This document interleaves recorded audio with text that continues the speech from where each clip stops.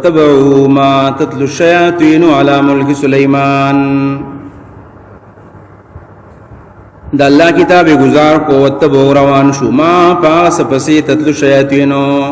چل وستو بشیطانانو علی ملک سلیمان پا زمانہ دا حکومت دا سلیمان علیہ السلام کی. دا اللہ کتاب پری خودو پا جادو پسی روان شو. تو دا رب تم دے چی ترکو کتاب اللہ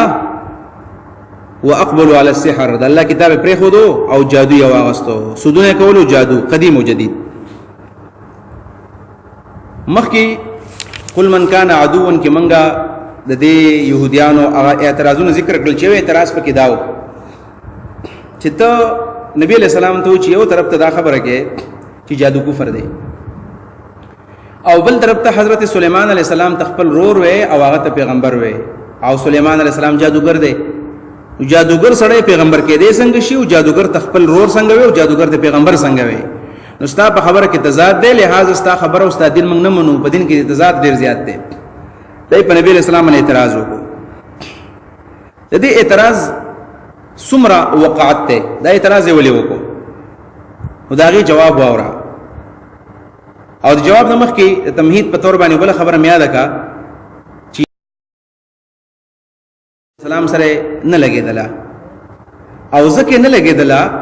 چې دی يهودو یو تقسیم کړو د دین او د دنیا یو تقسیم کړو. تقسیم دا کړو چې د یعقوب علیہ السلام کم بچی دي یو د یهودا او یو د پکې لاوی. دا یهودا او لاوی دا چې کم بچی دي نو کم بچی په لاوی خاندان کې کم بچی رالل ویل نبوت حق د دوی دی. هغه سړی و پیغمبري چې کم په دی لاوی خاندان کې او کم چې د یهودا په خاندان کې سو کم راشي نو دی به حکومت کې د حکمرانی حق د یهودا والا دی او د پیغمبري حق د دی لاوی د خاندان دی. دسی بسوک نه کی چلاوی خاندان ولا راولږي او هغه شرط باچا شینا بس داغو بس صرف نبوت کاری. کله چې داوود علیہ السلام راغی او دا اول هغه پیغمبر دی چې دو د لاوی خاندان نه پیغمبر هم دی او حکمران هم شو باچا هم شو. ورپسې د زوی سلیمان علیہ السلام راغی هغه هم د لاوی خاندان نه دی پیغمبر هم دی او دارنګي باچا هم دی. نو دی په دغه وخت کې دا د دین او سیاست مینس کې فرق راوستو او دارنګي اسلامی شریعت د سیاست نوم ورکو دی ویل چې نه بس انفرادي اعمال وکاو او اسلامی نظام ته ضرورت نشته او د سیاست په نوم بدنام کو او د سلیمان علیہ السلام او د داوود علیہ السلام نه انکار وکړو په غوښنه قسمه اعتراضونه وکړل الزامونه په لګول. نو سلیمان علیہ السلام په جادوګر باندې بدنام کو چې دا جادوګر دی او هر چې داوود علیہ السلام د نبی ان شاء الله راشي د اوریا چې کومه قصه ده اوریا هتی چې داوود علیہ السلام علیه بالله د یو عاشق په نوم باندې پیش کو خلکو ته چې پر دې خزه خو خشوي دا خاونه جنگ لولې کو چې دا به الته مړ شي د دې خزه سبا دا واده وکي. نو دای په دې طریقه باندې بدنام کو. نو دین او دنیا په منځ کې فرق دا يهوديانو کړی دی او دا د دین او سیاست په منځ کې فرق د يهوديانو کړی دی. کم سیاست چې د قران او سنت مطابق هغه عبادت ته کم چې د دروغ هغه یقینا د شیطان دی بیا. نو په دې طریقه باندې دوه انبیا د دې بدنام کړل. اوس راځو اصل مسلې لا سليمان علیہ السلام زمانہ دسه زمانہ وا چې جادو په ډیر زیات عام ډیر په عروج باندې جادو شروع عروج ته ورسېدو خپل انتها ته ورسېدو. نو سليمان علیہ السلام د دې جادوګرو د یری د وجنه چې دا نورم زیات شي دا جادوګر ټول ونی ول او د جیل ته واچول او څومره چې دي کتابونه هغه ټول قبضه کړل. ځکه د سليمان علیہ السلام خو ډیر مضبوط حکومت ته پیریانو باندې هم دی او دارنګي په انسانانو باندې هم دی نه دا جنی انسي شیطانانه جیل ته واچول او دا کتابونه راواغستلو او یو د تخن لاندې ولا یو کند وکنستلو خخه کړل پکې چې دا به ختم شي. سليمان علیہ السلام وخت تیر شو چې کله وخت تیر شو نو بعض شیطانان خو پاتې شوي دي یو طرف ته بل طرف ته کم تختیدلیو. د سليمان علیہ السلام د حکومت نو ورستو خلکو ته ویل چې دا ځای راوکنی او په دې ځای کې د جادو کتابونه پراته دي او منترې پکې پراته دي کوډې پکې پراته دي. چې کله هغه دغه زګونه کولاو کړل دغه دفینې تر راوتلې جادو کتابونه دي او د رجستر پکې پراته دي برابر فایلونه پراته دي. ولګوره سليمان علیہ السلام د دې جادو په وجه باندې حکومت کړی دی. العیاذ بالله و دا جادو د دې کتابونو په وجه باندې ګوره د پاسه په تخت دی ځکه د حکومت کو. نو په سليمان علیہ السلام باندې هم د جادوګر ګمان وکړو او جادو خو چون کې کفر دی. نو العیاذ بالله دی وی چې سليمان علیہ السلام کافر دی او خپل لور وی حال کې دسی خو نو. نو سليمان علیہ السلام باندې د کافر او د جادوګر اطلاق وکړو. الله رب العالمین د جادو د ټول د پاره د بابل په ښار کې په عراق کې دو فرشتي راولېږلې ځکه جادو نورم په عروج باندې شو ختم نشو د خبرې سره نو اخر الله رب العالمین د امتحان د پاره دو فرشتي راولېږلې د هاروت او د ماروت په شکل کې دا هاروت ماروت بلال شي او دی بخلکو ته د جادو او د وحی بینس کې فرق وکړي چې یو خدا خبره وته ثابته کی چې سليمان د الله پیغمبر دی جادو یې نه کړي او د وحی په ذریعہ باندې حکومت کړي دی دیم نمبر دا د جادو هغه نقصانات ورته وکړي چې جادو کې دا د نقصانات دي نو هاروت ماروت چې کله رااله لو خلکو ته وکړه جادو خودو نو ورته ویل چې ګور یاد ساتي من امتحان یو تاسو ګور جادو ونه کوي کفر چرته ونه کوي صرف دا فرق یاد کوي دی خو چون کې عادت د جادو هغه شی به یادو چې دا غي په وجه باندې با خزه او خاون جدا کېدل بابلی جادو بداو چې خزه خاون خپل منځ کې وران کړل او اخر به دوانه د حد ورسول چې هغه به یو بل طلاق ورکړل او دی به هغه خزه پزان باندې عاشق کړل او دا غي سره بیا واده خدای یو غټ شوق د خلکو جوړ شو بیا نو الله رب العالمین هاروت ماروت د دغه فرق د پاره راولېګل او الله وی دوی په خلکو ته ضرر رسو او نقصان فائدې چاله نه ورکولا نو دا د دې آیتونو خلاصه ده الله وی وتبعوا دی روان شو ما پاس وزیدت لو شیاطینو چې بیان اول بشیطانانو علی ملک سلیمان په زمانه د حکومت د سلیمان علیہ السلام کې وما كفر سليمان علیہ السلام کفر نه کړي ولکن شیاطین کفروا لیکن شیطانانو کفر کړي دي يعلمون الناس السحر خذوا بخلق تجادو وما یعنی واتبعوا ما پس انزل على الملكين چې نازل شو په دوو فرشتو باندې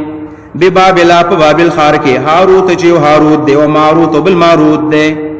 وما يعلمان دي دوانو بن خودو من احد هي چاته جادو حتا يقولا حتا چې دي دوانو به ویل انما يقينا نحن من فتنه امتحان د پاریو فلا تکفر نګره کو پرمکوا او جادو مېز د فرمانا جادو مېز د کو پرمکوا فيتعلمون دي وېز د کو منهم عدد دوانو نا دوانو سو دوانو پرشتي وی دي دوانو پرشتونا یا هر دې بل کفر دې دا سحر کو پر وېز د کو یا د منهمان مراد فتنه او سحر ده ما اغسبت از دکو یفرقونا چاغي بفرق راوستو به دغه شی په وجبانه بین المرء و زوجه د خاون او دغه د خزي پمنس کې د سړیو د خزي پمنس کې وما هم نودي بزوار نظر ور کون کې به په دې جادو باندې من احد هي چاته الا باذن الله مگر الله په اذن باندې ويتعلمون دي ويذكوا من ما اغسو يزرهم چې دی لبا نقصان ور کوي په آخرت کې او په دنیا کې ولا ينفعهم پیدا ولنا ور کوي ولقد علموا يقينا دي تبتوا لمن چا اشترى هو غسل جادو ما له نبي ذل پارا في الاخره په آخرت کې من خلاق صبرخا ولا بئس ما شروا به انفسهم ولا بئس خام خبد ما اغسو شروا به چې دي خرج کو پاغي باندې انفسهم فلزان لو كان يعلمون ارمان کړي پوي دي نو دا د هاروت او د ماروت هغه حقیقت ده دې ځکه یو تفسیر بلم دی او هغه تفسیر دا شوی دی چې دا هاروت او ماروت دا فرشتي نه دي بلکې دا په اصل کې شیطانان او دی به خلکو تزان خخ کار کوي چې موږ ډېر خلک یو یعنی دی شکل او صورت د نیکانو خلکو جوړ کړو د نیکانو خلکو ځان ته فرشتي ویلې وی شیطانان او ځان ته یو هاروت او بل ماروت چې موږ فرشتي یو هاروت ماروت د فرشتونو مونږ دی پیژندل دي خلکو ویل موږ فرشتي یو نو په اصل کې دا و شیطانان د فرشتو په شکل کې یعنی ځان ته فرشتي ویلي او دغه د جادو تعلیم به خلکو لور کوو او په دې طریقه باندې دنیا ګټلا او خلکو ته به دغه تعویذونو منتري خودلې او ډېرې پیسې به تاغستلې او داغي په ذریعہ باندې به د خزي خاون مینس کې جداواله راوستو او شیطان په دې کار ډېر خوشاليږي چې خزو خاون په خپل مینس کې جدا کی یو تفسیر دام پکې شوی دی خدا تفسیر کمزور ذکر دی علماء پر رد کړی دی چې دلته صفا الفاظ دي چې ما انزل علی الملکین الله ته فرشتي ویلي دي نو هاروت ماروت شیطانان دي بلکې دا فرشتي دي مبارک چې کوم مشهور واقعا دا چې بعض تفاسیرو کې ذکر شوی دا او هغه واقعا منګړه واقعا دا ولې بیان کم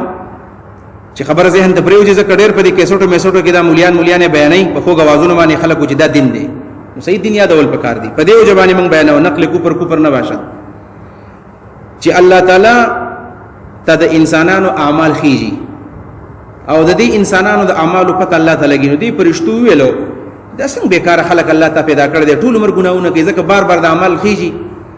نو دا ګناهونه بار بار الله ته خيږي او الله تعالی لیدل او دې فرشتو بلیدل چې دا ناکار عمل کوي، څوک قتل کوي، څوک دروغ وایي، څوک لګانې کوي، څوک ډاکې کوي. الله ته وی چې تا وی چې زړه بنده پیدا کوم او دا پس مکه کې دا ټول فسادیان دي. نو الله ورته چې ګور دا مې نفس ور کړی دی، نفس. نو په دې وجبانه چې چا سره نفس نو هغه خامخ ګناه کیږي. او ول کدا نفس می تاسو درکو نو تاسو به هم ګناونه وکړي. دی ویل نه مونږ چیرته ګناه کوو. نو الله ورته ځټیک د پزان کې دو فرشتي دي منتخب کی چې هغه پتا سو ټولو کې غوري زبا غول نفس ورکه دنیا ته به ولګم بیا په امتحان کوم ګورو چې سکیږي. وې دوی چې وګرځیدل هاروت او ماروت پیدا کړل ویل دا دی له نفس ورکو دنیا ته ولګا. نو الله هاروت ماروت له انساني نفسونه ورکړل دنیا ته ولګل چې دنیا ته څنګه رالل د عام انسانانو غني بس دهنونه شو څنګه چې د عام انسان ګناه ته ځل کېږي دیم ګناه ته ځل کېدو.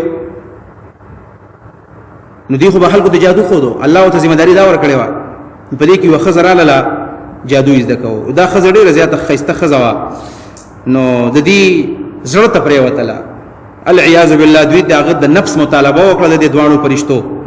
و یاغي ورته ویل چې زما یې سو شرایط دي دا ومنئ نو بس بیا به تاسو لزان درکم. یو دا چې شراب بس کوي شراب، او بل ځان سره بوت راوړل ول دي بوت ته سجده لګوي، او بل دا چې ز اسم د چا د پاره راغی سړی مړ کمنو دا سړی لمړ کوي دا درې کارونه چې وکړل نو بس بیا وز تاسو ته ځان درکم. وې دي چې کله شراب وسکل د شراب په نشه کې بوت ته سجده ولګول قتل مو کو. نو په دې دوران کې او د دې خزرونه زهرا وې دې زهرا خزه ته د دې دوانو فرشتونو اسم اعظم یاد کو او چې کله اسم اعظم وایو سیده پر اسمان ته وختله او دا غینه زهرا ستوره جوړ شو. چې زهرا ستوره ته جوړ شو الله تعالی ورته چې هاروت مرده څنګه چل نو شي تاسو چې نه کیږي وسه چل دی د دنیا عذاب هم خوښ دی او کنه آخرت تم عذاب دل پرې دی ویل چې الله آخرت عذاب ډېر خطرناک دی دنیا کې سزا را لراکا. نو بابل خار کې الله تعالی ول کوی جوړ کو پاکوي کې د جبې نزوړان دی کړلې او د قیامت پورې د جبو نزوړان دي. نو دا ډېر بي ثبوت قصه ده او د فرشتو د شان سره بالکل نه خایي. هغه دلایل وره چې دا ولې منګړه ده دلایل باندې خبره کو. یو خدا چې سند په لحاظ باندې سند بالکل کمزور دی، سند باندې او په صحیح سند باندې مونږ ته نه دراغله، لہذا کوم مسله او کوم حدیث چې په صحیح سند باندې مونږ ته راون رسیږي داغي منلو مونږه نه مکلف. یو خدا خبره علمی خبره. دویم نمبر دا چې دا خبره چا ویل چې هاروت ماروت فرشتو کې ټول غوړه فرشتي دي. په ټول کې غوړه فرشته خو جبرئیل علیہ السلام او میکائیل دی. جبرئیل میکائیل دا مقربی فرشتي دي، الله ته خو نزيده فرشتي دي. بل خبره دا چې د فرشتو باره کې خو د قران عقیده دا قران د عقیده مونږ ته چې لا يعصون الله ما امرهم، چې کوم حکم تعالی وکي هغه نه پرمانی کې دي څنګه نه پرمانی وکړه. یو دا شو. د دې سره سره چې د زهرا خزه اسم اعظم وایو او بر اسمان ته خطل نو دی فرشتو ته خود مخ کې نه یاد پورن به ویلی او واپس اسمان ته خطل نو خزه ته ویلی خود. یو خبره په کې دا دروغ شو. او بل دا چې قران کې خرازی الیه یصعد الکلم الطیب والعمل الصالح يرفع، الله ته نیک عمل برخیږي، نیک عمل برخیږي. دا به کې بل دروغ شو. او وسره بل خبره دا چې په بابل خار کې د کوی نه زوړند دي د جبې نه څنګه زوړند دي. نو دا هم عقل نه مني، دا ټول هغه خبرې دي چې دا د عقل هم خلاف دي د نقل هم خلاف دي. نو دا واقعا دروغ دا. صحیح خبره هم دغه دا چې هاروت ماروت د دې غرض د لپاره الله را لګلې چې دا د جادو او د وحي په منځ کې فرق ښکارا کی، جادو د وحي منځ کې فرق ښکارا کی. او بل خبر دا چې زهره ستوره د دې تاریخ دغه نه شروع کیږي چې زهره دغه ځای نه شروع شوې ده. زهره ستوره وکړه چې الله کائنات جوړ کړی دا هغه وخت نه زهره ستوره دروغ ده. د جادو ذکر پکې راغی. نو جادو ستوي او د جادو حکم سره آی جادو اثر کوي کنه کوي. نو د جادو تعریف علماء دا کړی دی چې جادو خو په لغت کې یو معنی دا دوکې ته وي، دوکې ته السحر الخداع دوکا، بس دوکو ورکول دا جادو دی. او جادوګر هم دوکې کې د خلکو سره په دوکو باندې خلک پیسې علي او خپل وخت په تیری. دویم نمبر جادو په لغت کې وي تمویح او تخایل، التمویح والتخایل خیسته جوړول په ظاهر کې او دا خیال دی، خیال وهمي خیال دی، دې ته جادو ویل کېږي. او په شریعت کې او په اصطلاح کې د جادو تعریف امام قرطبي رحمه الله کړی دی چې جادو څه ته وایي؟ وایي هو ان يفعل الساحر اشیاء ومعانیا. دا جادو دار چې جادوګر دسي سيزونه جوړ کی یا دسي څه خبري وکي او څه معناګانې او څه ټکی وایي چې فيخيلوا للمسحور انها بخلاف ما هي به چې پچا باندې جادو شوی دی دا په خیال کې راشي چې دا څه کیږي نو د دې په خلاف ورته ذهن ته خبر راځي دا به مخامخ ګوري شی به وي د ته بل ښکار کیږي لکه موسی علیه السلام چې قتل نو هغه وکړي او لاټي او دا غنا موسی علیه السلام پستر کو باندې په خیال کې سره ته دا مارانه مانان دي د جادو ویل کیږي د جادو حکم سره او د جادوګر حکم سره جادوګر حکم په باره کې د امام مالک رحمه الله فتوا ده امام مالک رحمه الله وی کدا جادو بالفرض مسلمان کړو نو حد الساحر ضربه بالسيف د جادوګر حد دا چې دا په تور باندې والي کېږي چې اسلامي حکومت دا واجب القتل نه او کبل فرض دا جادو ذمي کړی دی لکه دې زمون په علاقې کې د عیسایان اوسېږي ذمیان کم چې عقلیت کې د ماینارټي والا کدا ذمي کړو چرتا نو ذمي به وجل کېږي نو بلکې دا به پوي شي پوي دا به پوي کې چندره پردا کار مکوا او که بیا هم نه منا کېدو نو بیا برسو دا ذمي وجل کېږي دا پته امام مالک رحمه الله دا چې جادوګر سړی دی او که خزه دا واجب القتل له دا واجب القتل له دویم نمبر د امام ابو حنیفه رحمه الله رائے دادا چې کدا جادو مسلمان سړی کړی دی نو دا به وجل کېږي او کبل فرض دا مسلمانی خزه کړی دی نو دا به جیل ته واچول شي جیل ته واچول شي چې جیل ته وګرځول شو لکه دې عمل نه بل فرض دا او تلو د عمل پرې خو دو نو بیا ور آزاد شي او دا به مسلمان خزه په شان وخت لري او بل فرض ک بیا نقل ردل نو دا خزه به هم با واجب القتل لا به هم وجل کېږي حضرت عمر فاروق رضی الله عنه فرمایي موږ د نبی اسلام په زمانہ کې 3 یا 15 جادوګر خزي دا وجل دي د رسول الله په زمانہ کې جادوګر خزه وجل شوی دا ردا د دې حکم دی د جادو چې کوم تعلیم دی او کوم اقسام دي د اقسام مبارک راځي چې د جادو ټول 14 اقسام دي 14 اقسام نو بعضی جادو په کې کفر دی او بعضی جادو په کې ګناي کبیره ده خو په هر یو قسم د جادو کې استمداد د غیر الله نشتا استمداد د غیر الله معنا دا چې جادو کوي نو پدې کې با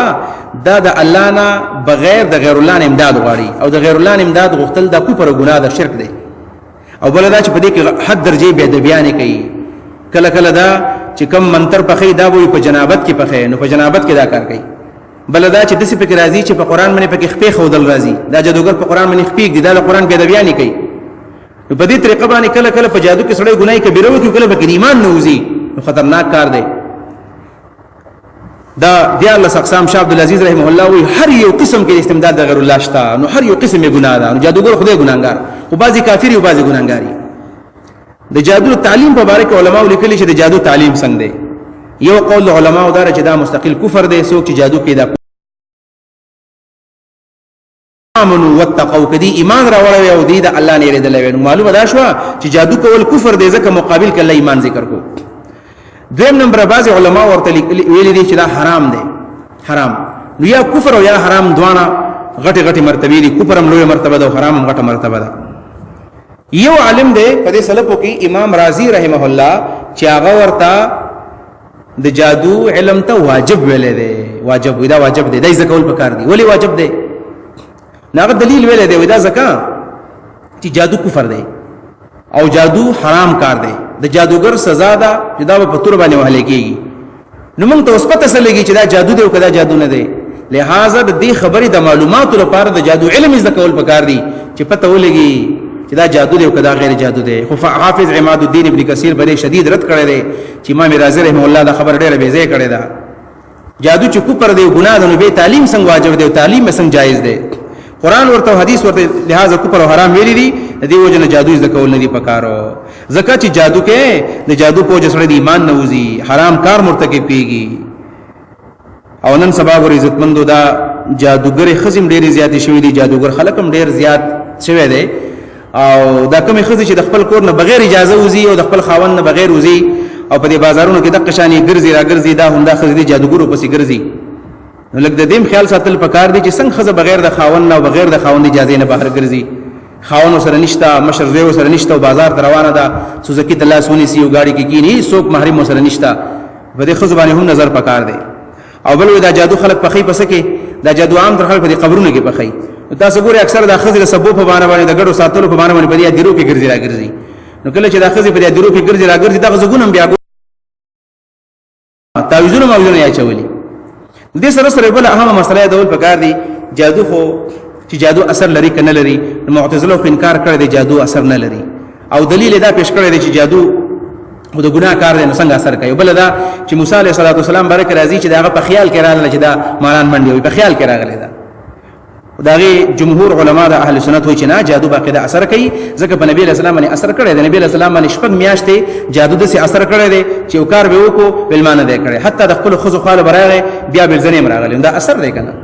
بل په دې خیال کې د موسی علیہ السلام چې راځي چې دا منډه وینو دا هم اثر دی کنه. مخامخ چې ګوري او دا لاټای دا او په خیال کې راځي چې دا منډه وینو دا هم اثر دی. نو د جادو اثر شته. څنګه چې تبا او دارنګ د سر درد او نور بیماریان د انسان په بدن باندې اثر کوي، جادو هم دغه شانې یو طبيعي اثر لري، طبيعي اثر لري. په پیغمبر باندې اثر کړی دی. لبید ابن اسم چې جادو کړو دا غوډه نه غم په اثر باقاعده کړی دی. خو اصل سوال دلته دا دی چې جادو په چا باندې وشي او دا جادو به ختميږي څنګه؟ د جادو علاج په څه باندې کیږي؟ د جادو علاج بعض علماء لري قایل دي وام خلق وایي چې جادو علاج په جادو باندې کیږي، لہذا جادوګر په سزا چې جادوګر تعالی جادو ختم کړي. دا خبر خطا ده. د جادو علاج په جادو باندې خو بیا ګناه ده.